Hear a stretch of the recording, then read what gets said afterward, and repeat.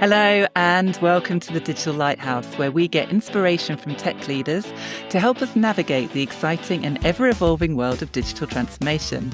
I'm Zoe Cunningham. We believe that meaningful conversations can illuminate the path forward, helping us harness the power of technology for innovation, scalability, and sustainability. In this episode, I'm delighted to introduce Macs Dickinson. Max is the Director of Engineering at LHV Bank, where he leads his high-performing team of engineers to build, operate and support the software infrastructure of the bank. Over his career, Max has worked in other regulated industries, including ticketing and gambling, including a stint as Senior Engineering Manager at Flutter. In this episode, we'll be exploring how far it is possible to take advantages of new tech, especially tech based around, let's say, less reliable systems like generative AI, when you're working within a regulated industry where security is paramount. So, Max, welcome to the Digital Lighthouse. Hi, Zoe. Thank you for having me. Can we start, maybe, can you tell me a bit about your background and how you got to where you are today? So I didn't plan on going into technology or engineering at all. I'd really love to be able to sit here and go, oh yeah, I started fiddling with computers when I was 5 and I got into it, but it just didn't work out like that. So I, as the flag behind me suggests, I grew up in rural mid Wales, and computer science just wasn't a thing that we learned there. And we had a computer room at school, but it just wasn't a lesson. So in school, I was really good at maths, and that was kind of the most computer sciencey thing that we had going. But when I finished my A-levels, I didn't really know what I wanted to do. And being a really smart teenager, I thought, I'm going to be a rock star. So I went to uni and did a music degree, and that was an absolute car crash. It just really didn't suit me. So after 1 year of pretending that I'm a music theorist, I did music at A-levels, and at my three A-levels, chemistry, music and maths, it was my worst. I got a C. I did really well in the others. And but then I thought, no, I'm going to be a rock star. But that obviously didn't happen. So I dropped out of uni when I was 19 after my first year, and didn't really know what I was going to do. I was good with computers. I'm good with talking to people. So I got a job doing customer support for O2 when the first iPhone came out. I thought that was really cool. Got to get a device before they came out to public launch. That was really fun. And then from that, moved into the broadband technical support, second line broadband technical support, and realized, these computer things, the internet, all that sort of stuff is quite interesting. And from that, got a good idea of how the internet worked. So this was all just sort of customer service roles, really. But from that, I got a role as it was a localization engineer, which basically means I edited files for a living at a translation company.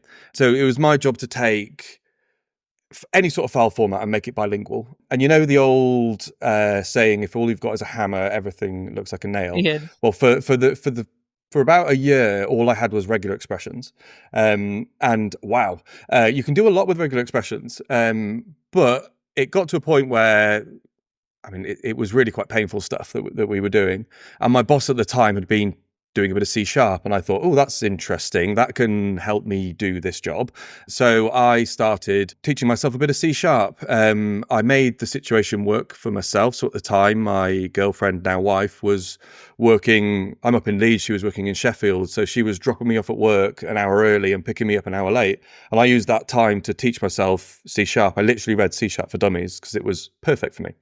And it worked. And this is the thing, is it just sort of clicked, and the whole sort of creative side, because I think there's a lot of parallels between music, especially music production, and computer science, in that you're building things, you're creating things, you're putting patterns together, and that really clicked. So I started from there, writing software, really quite basic and not very good software, but it was an entry point. And then the next, 5, 6, 7 years from that, just really progressed through. I got a job as a software engineer, which was a huge step for me, and then just sort of progressed through the various different levels. Then about 10 years ago, when I moved to Ticket Arena, that was my first proper engineering leadership role. That was, again, another baptism of fire, where you kind of come through as an engineer thinking, yeah, computers, they make sense. And then you go into a leadership role and it's completely different. It's all about humans. And that was really difficult at first. That was a massive adjustment, and one I think a lot of people have been through.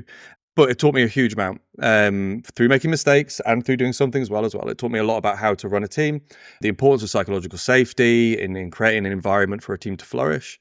And then I moved through various, went through Flutter and then the several different companies within that. And that really taught me how to make a team perform to the top level. So we had so much data. It was a bit of a cheat code, really, being able to have such good observability and to be able to track things so well. That really taught me how to build a strong team.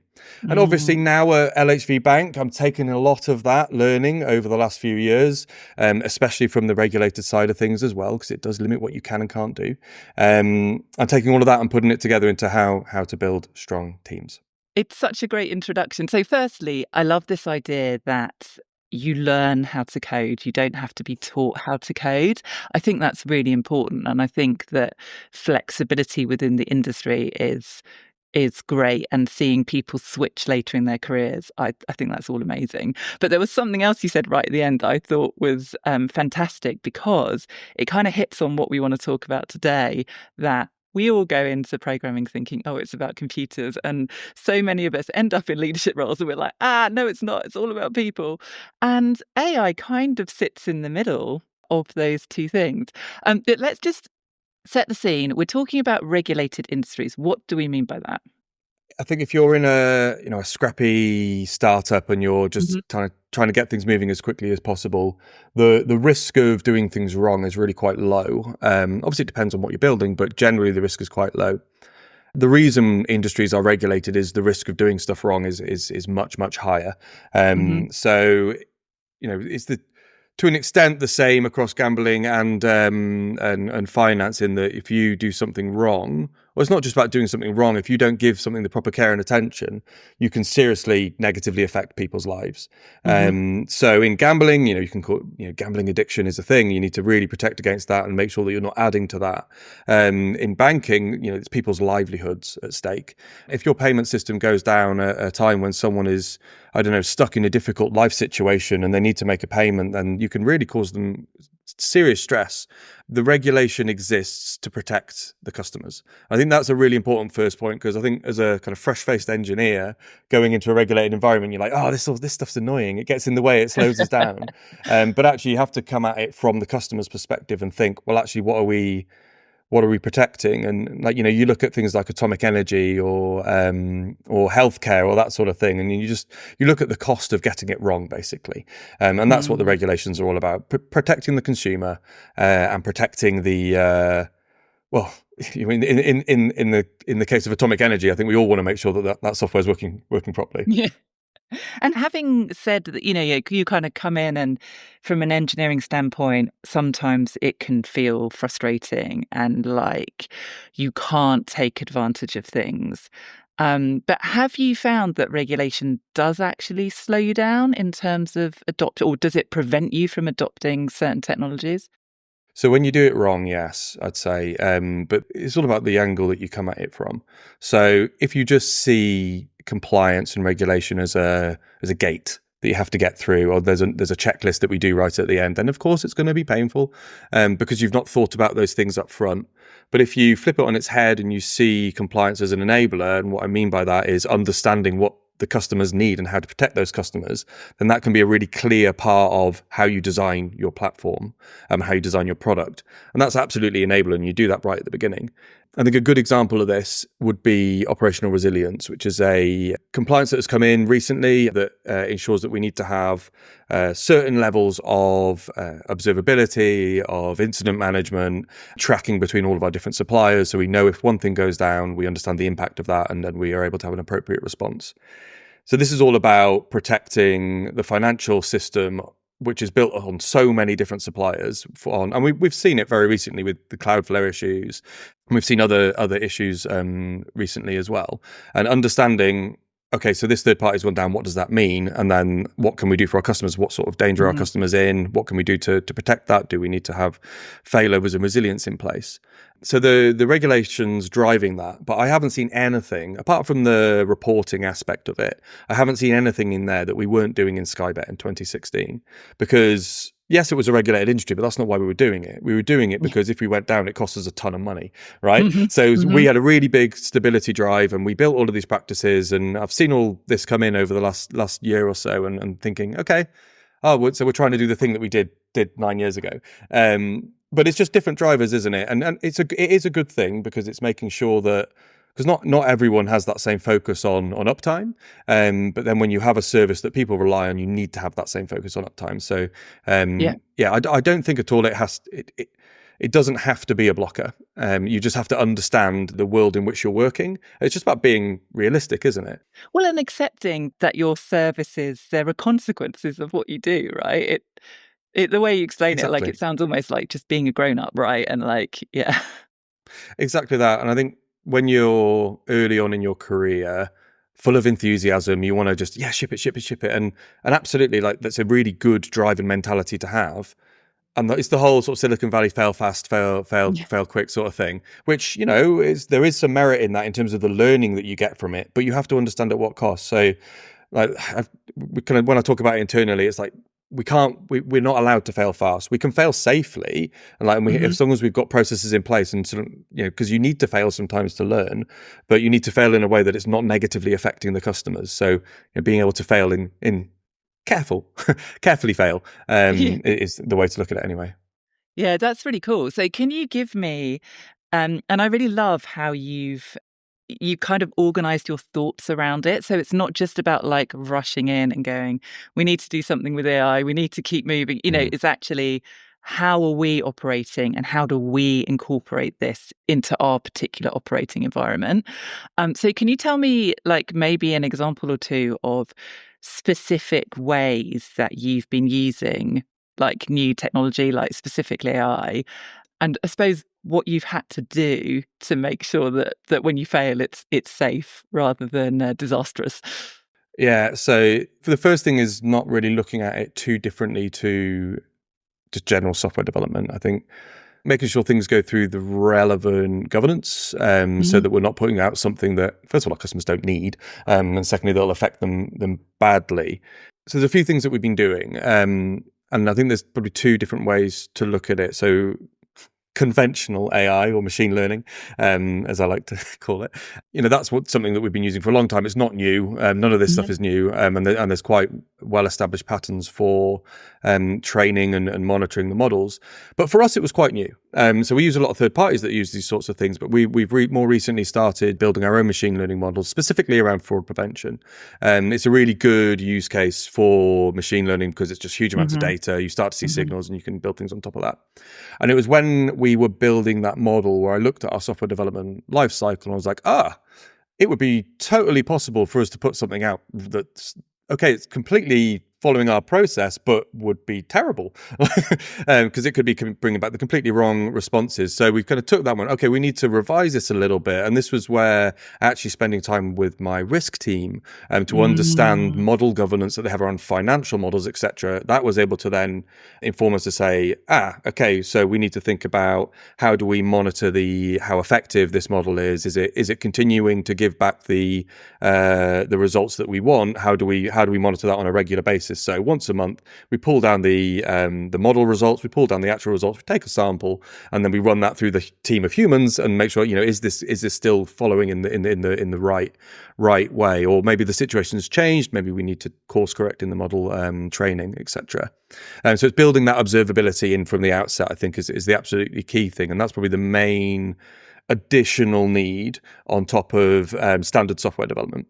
Then when we look at Gen AI, I think, again, like, it's just exploded, hasn't it? And Mm. again, for the most part, a lot of this is just automation. It is just software engineering. But the big thing that's come from Gen AI is that it's non-deterministic. So the conventional approach of, well, write a load of tests to make sure Yeah. that Right. it's going to work isn't quite as foolproof. So the thing that we have done here, and this is both in terms of Gen AI that we're using from the tools that we use, because every tool seems to be adding Hmm. AI plugins, which is its own challenge.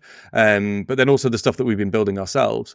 It's really starting small. It's understanding how it works, understanding how to monitor it again, but also being able to quality control. And I think that's the really big thing here is, I think, probably anyone watching this will be able to think of an example of a chatbot that hasn't worked well, because they're all over the place, aren't they? And Yeah. the key thing is getting to a level of confidence in the quality of those responses internally to be able to then let it out to your customers, whilst also having observability and checking and evaluations in place. So what we've done initially is we built a number of internal LLM-powered bots, essentially, but we're building it in things that we can quality control ourselves. So the directive I came to the team who's looking at this was build something, not to release value, but build something to understand how an AI agent would work, but build something that you can quality control yourself. So what they built was a code reviewer, something that engineers have a strong opinion on what's good and what isn't. Yeah. If it's got it right or not, right? Exactly right, and you can tell straight away. And it was really interesting because the first version that they did was. It was absolutely brutal, actually, and it was calling out things that really didn't need to be called out. And there was quite a bit of, and it got them into prompt engineering to understand, okay, how does the prompt change how this works? And they started off with a single agent doing everything and going, actually, no, that doesn't work. We need to break that down. We want a syntax agent. We want a acceptance criteria agent that goes away and looks at Jira and comes back. And they kind of really broke it down, and then had a single agent sat at the top going, okay, I'm going to send this out, get the feedback, but it's my responsibility to know how to give that back to the developer in a useful way. So there's some really interesting stuff there. So it starts off as quite a trivial thing, but actually, as you get into it, it becomes relatively complicated in how it's orchestrated. And that's been a really interesting piece of work for them to do. We've now got that rolled out across pretty much all of our teams, and we're getting quite a bit of value from it. But the main value that I'd say, so obviously it's useful to have it within our pipeline, but the main value is we now understand the makeup of an agent, and we've been able to look at using that in ways that other people within the company can validate. So we've got things like regulatory bots, so a bot that understands all of the different compliance documentation, which is generally quite complicated, and there's a lot of information going on there. So building that up so that we can put that in front of our compliance team, and we can put in, so we've actually got one in our parent company that we don't have it yet in the UK company, where you can, so in Slack, there's a bot you can ask questions about the regulation. And actually quite often it comes back and says, I don't know, which is fine, because there's humans there that come back and answer. And we've intentionally made it come back and say, I don't know, rather than, trying to work things out, which again, the LLM loves to do, loves to make up an answer. It wants to please you. So yeah, working around that. So really it's building things internally that you can quality control. And then the next step is putting it out externally. So again, like customer service is another really good example for this sort of thing. We're building those models at the moment internally so that they help our customer service agents so that they can be able to get to information more quickly. But absolutely, we want to put that out to direct to customers at some point. I think this is a really good way to look at it, though, because I think a lot of people, non-technical people and technical people, will be looking at these rise of agents, rise of AI, and being worried about their jobs. And I think that's only natural, thinking at what point is it going to replace me? But I think taking this approach where you go, look, it's not going to replace you. It can't replace that human interaction. And actually that filter to be able to go, is this even a good question? To understand that is really important. But actually using it as a tool on your side so that rather than having to spend, 30, 40 minutes digging into case information, you can go, okay, AI, go and gather me all that information and tell me what it probably is. You might still need to do that 40-minute dig for something that the AI can't find, but you might only need to do 30 seconds if it can do it more quickly. And I think, again, that's another really good use case for Gen AI. And it allows you to test it in a way that it's not just immediately impacting your customer. You can manage it quite well internally. You do still need to have good monitoring in place to make sure it's not making stuff up. I think that's the absolutely crucial part. Yeah, I really like that idea of both using, because tech can sometimes end up feeling a bit like you're on your own and someone says, build this with no understanding of what's going on, and then you go away and then it's hard to communicate back again. But actually what you're talking about there in both directions, right? There's already risk models and risk assessments for financial modeling, right? Which is a big part of the financial sector, right, for a long time, and actually saying, well, this is another whole bunch of data that we're managing. How do we cross-apply those? And then also, have you got any kind of principles that you share back in terms of people saying, well, I might want to use an agent for this, or I might want to think about doing that? Yeah, absolutely. Usually the first thing is, okay, let's limit the scope of this. You can do so much so easily with AI, can't you? Especially, ChatGPT and Claude and the likes. You can get off the ground so easily. So it is usually a case of saying, well, actually, if we want to be able to scale this in any sort of way. And that might even just be from one person to a team of 5. Like, we need it to be quite reliable, and being able to be reliable on a broad set of things is very difficult, but being able to be reliable on a small set of things, it's still quite, you have to go really deep. And this is one of my biggest learnings with building agents, is you can do so much so easily, but it's surface thin.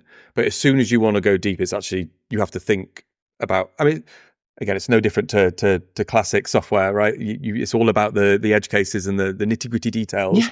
But as soon as, once you open up the inputs, because that's what's changed, is it's gone from being a fixed API input to just it could be anything, right?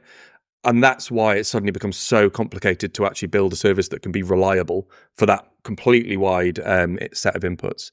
So the first thing I find is really narrow that use case. Okay, let's just find what is the top thing.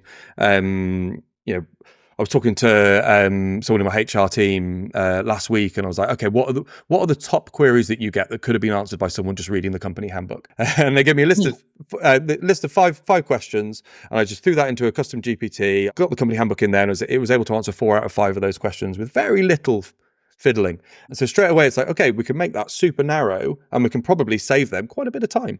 And you just start there and build up slowly. And I think it's trying to take quite I suppose it is a cautious approach. Like, for example, I haven't given everyone in the organization Claude Code, because I think it's a really quick way to generate a huge amount of tech debt if you don't have really clear guidance on how to use it and when to use it. We will get there. We absolutely will get there, but we do it in a managed way. So I think that's the kind of key thing there. I think the other thing, sort of talking about creating a space for agents to work.